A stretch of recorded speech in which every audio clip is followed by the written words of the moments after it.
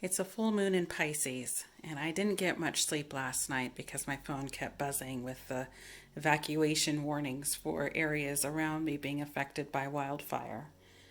I normally try to stay out of current affairs because I find that it pulls me away from being able to offer peace and love and presence to the people around me. I offer my prayers to the people in need around the world, but other than that, I just don't see what else good I could possibly do. However, last night, bringing the fires and the state of the world so close to home, I just can't help but be affected by all the things that are going on in the world. Wars raging, people suffering, people in the United States being without running water, clean water indefinitely, uh, forests, the world's oldest trees being torn down in Canada and South America for nothing more than greed, lithium mining, lobbyists tearing the world open and depleting of what remaining pure groundwater we have in the world. It all kind of comes crushing down. So when I find myself really encumbered by fear or by sadness, there are three places that I turn. I turn to prayer, to my helping spirits. I turn to nature. I go sit with the trees. And I turn to my tarot decks. So I asked my decks, what can we expect from the world today? What is going on? I asked first the tarot, what's happening in the world and what can we expect in the next 3, 6, 12 months, 2 years, 3 years, 5 years? What help can we give to make sure the best outcome comes of everything? And what help can we help ourselves with? And what message is coming from Spirit? Then I asked the Oracle deck, which card can offer us insight in this time? And interestingly, since it's a full moon in Pisces, the card that spilled out was the Pisces card. And as I was shuffling and putting the cards back in the deck, these four others jumped out as if to say, oh no, wait, we have a message too. Finally, I asked the goddess deck, which goddess could help us and have a message for us. I asked my Journey of Love deck the same question, as well as the Rumi deck, my Rune deck, and my Oracle of Trees deck. So we'll see what the cards say. As for what is happening right now, the Five of Cups in reverse spilled out immediately. It speaks to personal setbacks, not being able to run from the past, but it also speaks to letting go of what no longer serves us.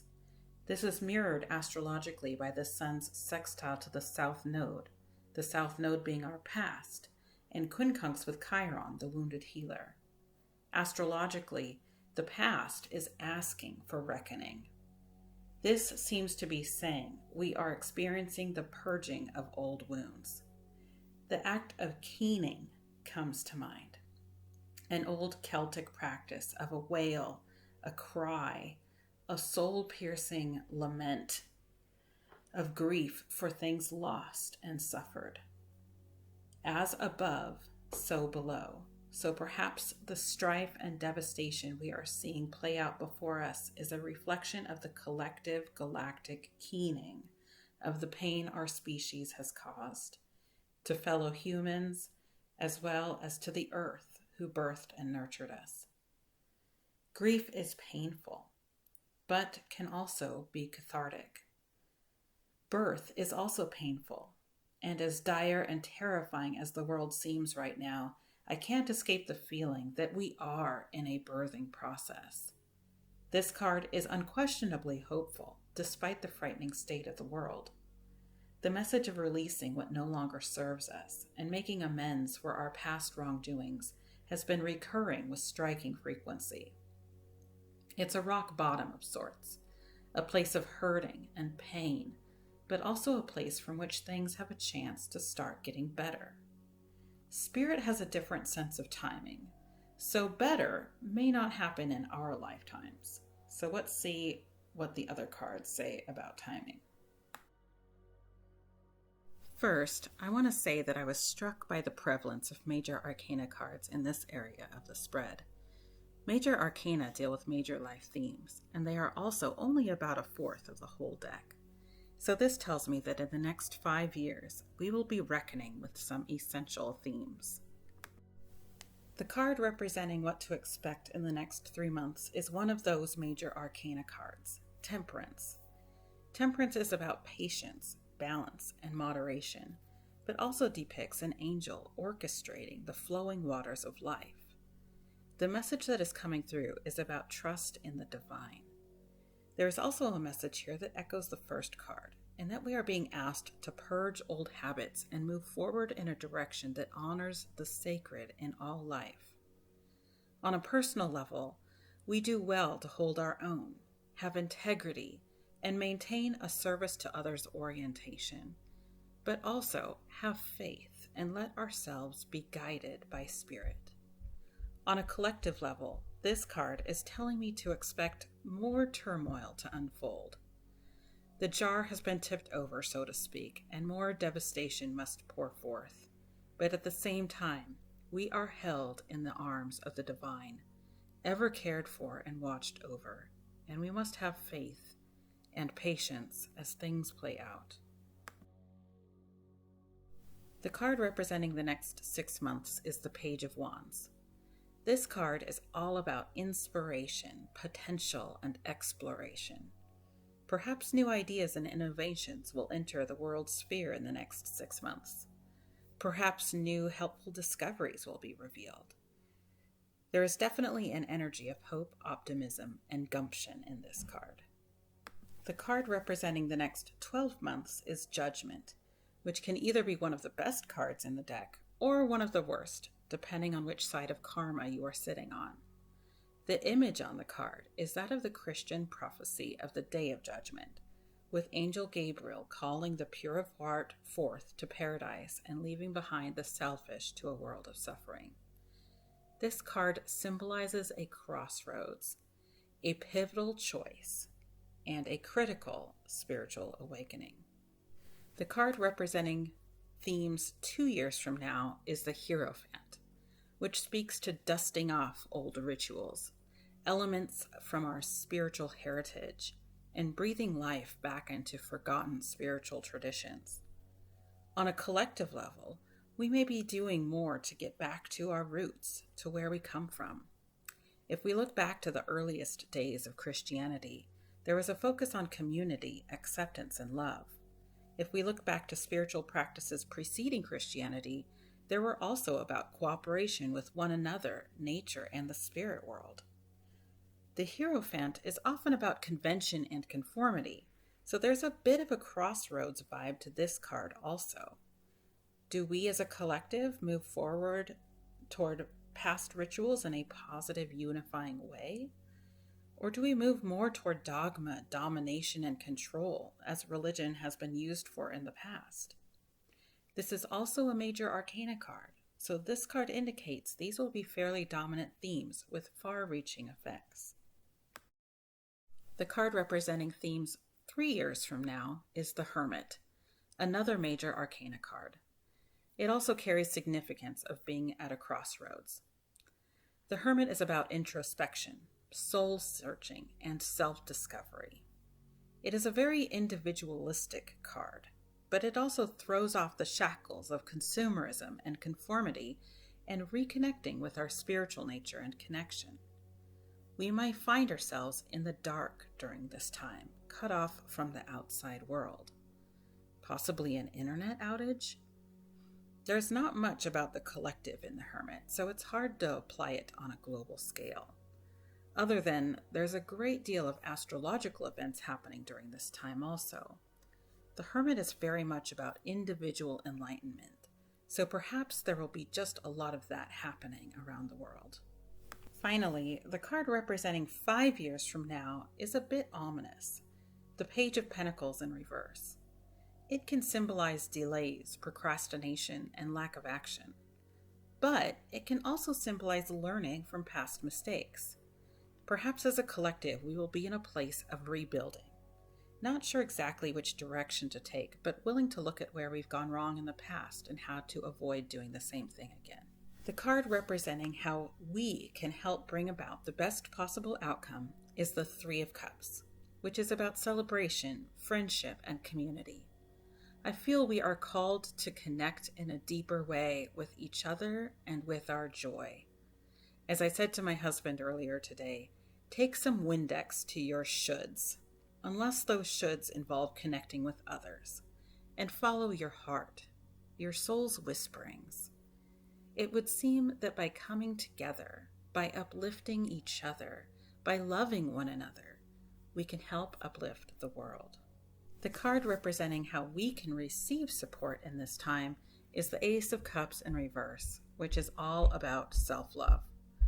I find it almost irritating how this card appears in many of my readings, but it is so true. This life is a gift, and we are amazing creations with so much potential. The human heart is beautiful and pure and is the source of our intuition. Our intuition, the little voice in our head, whether you call that voice the voice of God, or your spirit guides, or the angels, or your higher self, that voice is there to lead us. Trust it. Open yourself to it. Connect with your divinity as a precious being on this planet and the unique contribution you make to love and support those around you. You are vital in this time, and if you can trust in that and allow truth to fill you up, you will have an easier time during these turbulent times. Finally, for this deck, we have the Three of Wands representing Spirit's message for us. I love the Three of Wands. We are that character on the card, beginning his journey, looking out at the great horizon, full of possibility and potential. We are no longer in the safety and comfort of home, but rather we have set forth on a grand adventure. This card does not promise a quick or easy journey, and that is a bit scary. But we are also never alone. As we look back at the previous cards, we can see that we are promised divine intervention and assistance all along the way.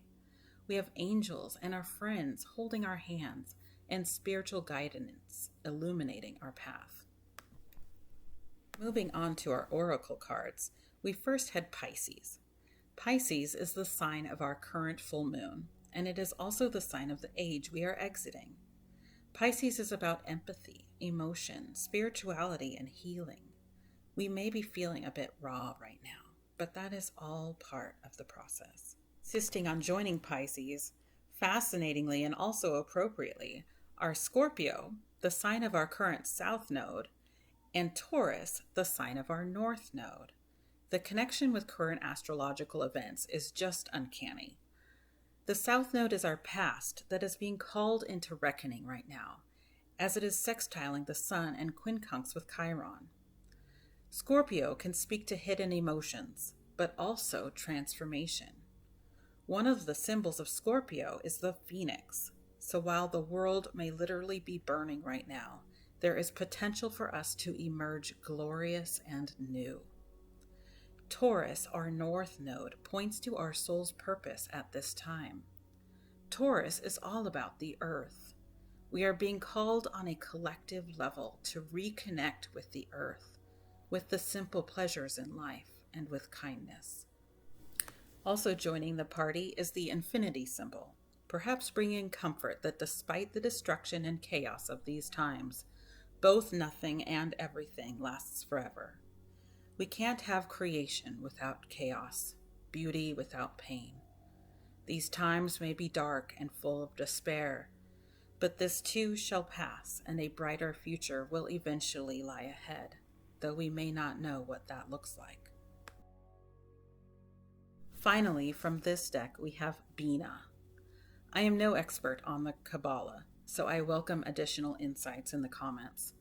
From what I could gather, though, Bina has an essence of feminine wisdom, about the magic of the divine feminine being able to create life out of tiny sperm, of turning raw ingredients into sources of sustenance and nurturance, of turning a house into a home, of enhancing and birthing out of love and magic that is subtle but potent.